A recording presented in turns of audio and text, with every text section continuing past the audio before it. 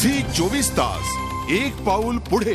आदिवासी आश्रमशाळेतील विद्यार्थिनीवर बलात्काराप्रकरणी 15 जणांवर निलंबनाची कारवाई केलेल्या आयुक्तालयावर 13 जणांवरील कारवाई मागे घेण्याची वेळ आली। विद्यार्थ्यांच्या रेट्यामुळे कारवाई मागे घेतल्याचं अधिकारी सांगत असले तरी मोठ्या अधिकाऱ्यांना बाजूला ठेवून घटनेशी संबंध नसणाऱ्या रोजंदारी कर्मचाऱ्यांवर कारवाई का करण्यात आली असा सवाल उपस्थित केला जातोय। सुरगाणा तालुक्यातील पळसण आश्रम होऊ लागल्यानं आदिवासी विभाग खडबडून जागा झालाय। आंदोलकांची आंदोलनाची धार कमी करण्यासाठी घाई गडबडीत मुख्याध्यापकांसह तब्बल 15 कर्मचाऱ्यांचं निलंबन त्यांनी केलं। मात्र निलंबनाची घोषणा करून काही तास उलटत नाही तोच त्यातील अधीक्षक आणि मुख्याध्यापक वगळता 13 कर्मचाऱ्यांचं निलंबन मागे घेण्याची नामुष्की आदिवासी विभागावर आली। प्राथमिक आणि माध्यमिक शिक्षकांसह ज्या कर्मचाऱ्यांचा काहीच दोष नव्हता अशा रोजंदारीवरच्या कर्मचाऱ्यांवर निलंबनाची कारवाई केल्यानं आश्रमशाळेतील विद्यार्थ्यांनी आंदोलन पुकारलं।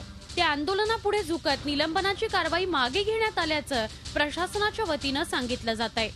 विभागीय चौकशीनंतर प्रकल्प अधिकारी आणि अप्पर आयुक्तांवर कारवाईचं आश्वासन आयुक्तांनी दिलंय। ज्या त्रुटी दिसून आल्या या प्रकरणाच्या अनुषंगाने तर त्या त्रुटी जमेस घेऊन त्यांच्या विभागीय चौकशी तर आम्ही करतोच आहोत। त्यांच्यावरती पण दोषारोपपत्र त्यांच्या विरुद्धचे दोषारोपपत्र आम्ही शासनाकडे पाठवू मंजुरीसाठी आणि त्यांच्यावर मग मंजुरी झाल्यानंतर बजावून त्यांच्या विरुद्ध विभागीय चौकशी सुरू होईल।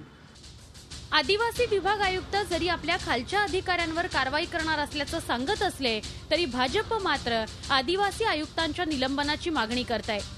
कुठल्याही प्रकारची नोटीस अथवा चौकशी न करता प्रशासनानं कशाच्या आधारावर निलंबनाची कारवाई केली असा प्रश्नही विचारला जातोय।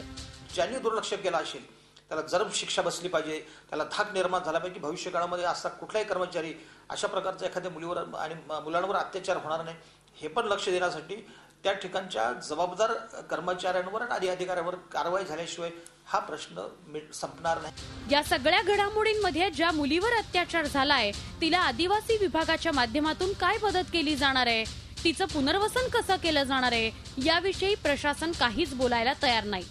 झी 24 ताससाठी नाशिकहून मुकुल कुलकर्णीसह ब्युरो रिपोर्ट। झी 24 तास एक पाऊल पुढे।